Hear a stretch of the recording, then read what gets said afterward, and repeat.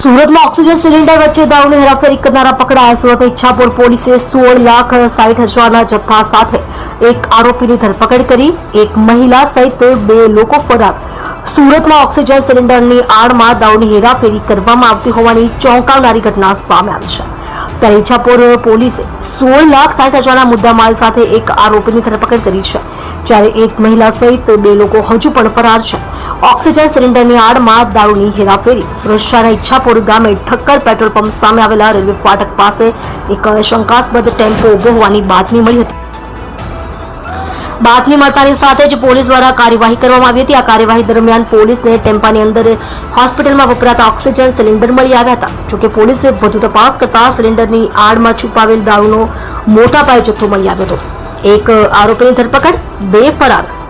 ટેમ્પાની તપાસ દરમિયાન 1,512 બોટલ ભારતીય બનાવટની અંગ્રેજી દારૂ અને બિયરના ટીન મળી આવ્યા હતા, જેની કિંમત ₹1,55,232 હતી. આ સાથે આઈસર ટેમ્પો અને મોબાઈલ મળી કુલ ₹1,60,232નો મુદ્દામાલ જપ્ત કર્યો છે.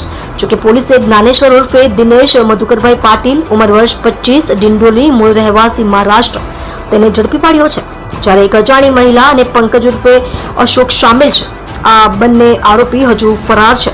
ગુજરાત પ્રોહિબિશન અધિનિયમ 2016ની કલમ 65A, 116B, 81, 98B2 હેઠળ ગુનો દાખલ થયો છે. પોલીસ હવે આ કાયદેસર વ્યવસાયની આખી જાળ સુધી પહોંચવા તપાસ કરી રહી છે.